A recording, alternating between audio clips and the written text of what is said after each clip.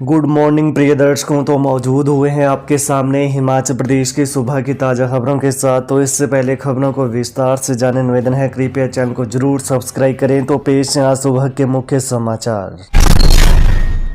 औद्योगिक क्षेत्र बीबीएन के स्टील उद्योगों में 50% घटा उत्पादन। हिमाचल प्रदेश का सबसे बड़ा औद्योगिक क्षेत्र बीबीएन में स्टील उद्योग में 50% उत्पादन कम हो गया है।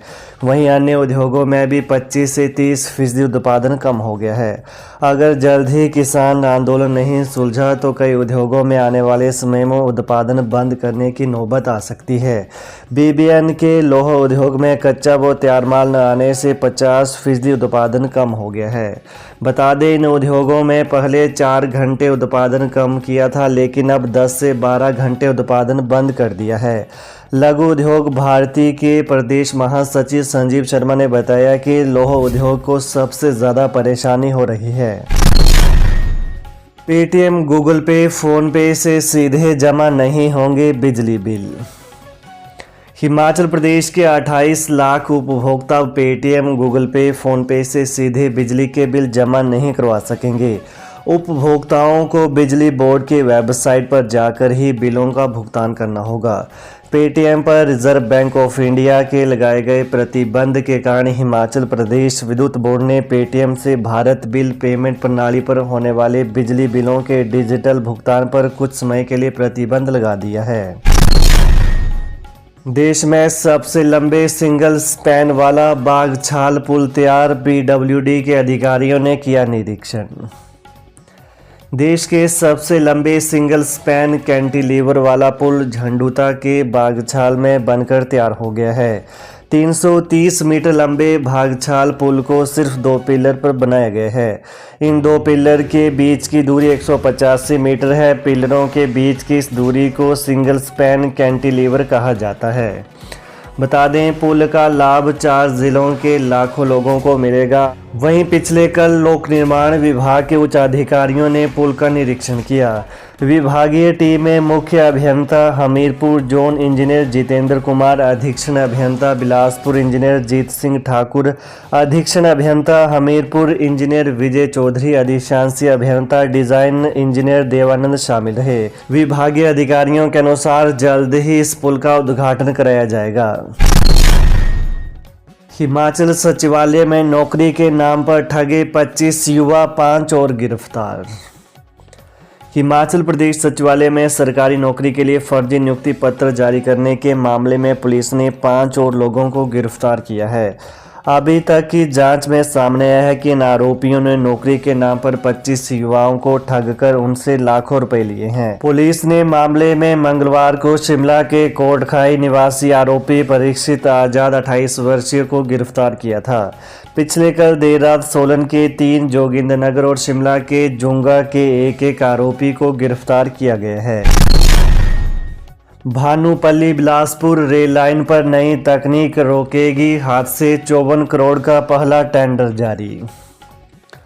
भानुपल्ली बिलासपुर बैरी रेल लाइन के लिए सिग्नल और दूरसंचार कार्य का 54 करोड़ रुपए का पहला टेंडर रेल विकास निगम ने जारी कर दिया है। निगम ने 24 किलोमीटर के इस कार्य को पूरा करने के लिए 24 माह का लक्ष्य रखा है। अन्य ट्रैक की तरह इस ट्रैक पर गलूड ज्वाइंट्स की जगह अत्याधुनिक तकनीक multi section digital axle counter MSDAC तकनीक इस्तेमाल होगी। भानुपल्ली थलू धरोट पहाड़पुर स्टेशन के ट्रैक कार्य के लिए दूसरा टेंडर अप्रैल 2024 में जारी और खोला जाएगा। पहले टेंडर में भानुपल्ली, थलू धरोट और पहाड़पुर स्टेशन के सिग्नल और दूरसंचार कार्य किया जाएगा। हिमाचल में बनी 14 समेत देश की 46 दवाओं के सैंपल फेल, स्टॉक वापस मंगवाया। जनवरी में बनी हिमाचल प्रदेश की 14 समेत देश भर की 46 दवाओं के सैंपल फेल हो गए हैं। प्रदेश की जिन 14 दवाओं के सैंपल फेल हुए हैं उनमें सिरमौर की 3, कांगड़ा की 1 और सोलन जिले की 10 दवाओं के सैंपल फेल हुए हैं।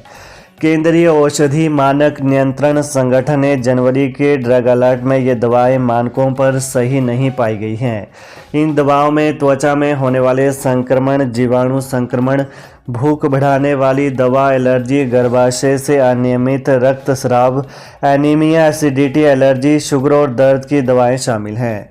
जनवरी में देश में कुल 932 दवाओं के सैंपल लिए गए थे, जिनमें 886 पास हुए और 46 सैंपल फेल हुए हैं। अब एचआरटीसी में भी मिलेगी कैशलेस सफ़र की सुविधा, निगम ने एसबीआई के साथ एमओयू किया साइन।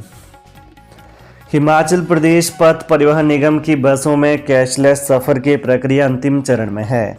बसों में यात्रियों को ऑनलाइन किराया अदा करने की प्रक्रिया को शुरू करने के लिए निगम प्रबंधन ने एसबीआई बैंक के साथ एमओयू साइन किया है।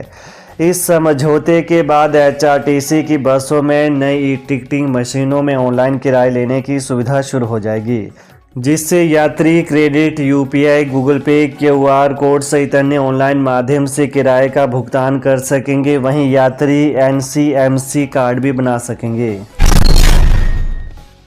जोखिम भत्ता बंद करने पर फायर कर्मी खफा, अग्निशमन विभाग में अनुबंध पर सेवाएं दे रहे मुलाजिमों में नाराजगी।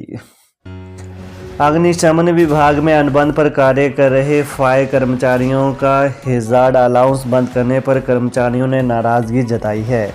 अग्निशमन विभाग के कर्मचारियों को हैजार्ड अलाउंस, रिस्क अलाउंस के तौर पर 500 से 600 रुपये दिए जाते हैं, लेकिन प्रदेश सरकार ने अग्निशमन विभाग में अनुबंध आधार पर सेवाएं दे रहे कर्मचारियों का हैजार्ड अलाउंस, रिस्क अलाउंस बंद कर दिया है। फायर यूनियन के अध्यक्ष रविंदर शर्मा ने बताया कि पहले ही फायर कर्मचारियों के पे स्केल बहुत कम है, जिसके लिए फायर यूनियन मुख्यमंत्री सुखविंदर सिंह सुक्खू से मिलकर पे स्केल के बारे में पत्राचार कर चुकी है। रविंदर शर्मा ने बताया कि फायर कर्मचारियों को काफ़ी समय से वर्दियां व वर्दी से संबंधित साजो सामान नहीं मिल रहा है। ऐसे में अनुबंध फायर कर्मचारी कैसे गुजारा करेंगे। एचआरटीसी को मिले 11 चीफ इंस्पेक्टर, 10 डिपोओं के निरीक्षकों को मिला तोहफा, अधिसूचना जारी।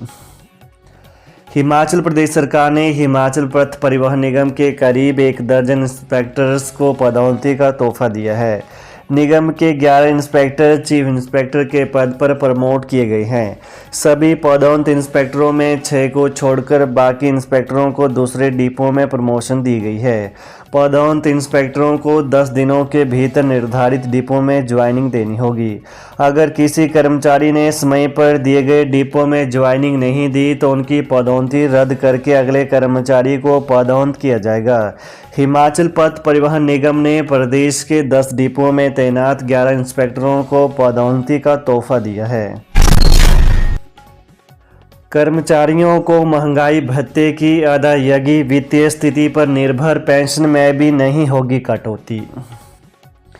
मुख्यमंत्री सुखविंदर सिंह सुक्खू ने विधायक सुधीर शर्मा की तरफ से पूछे गए प्रश्न के लिखित उत्तर में जानकारी दी कि भविष्य में कर्मचारियों को महंगाई भत्ते, डीए की अदायगी वित्तीय स्थिति पर निर्भर करेगी।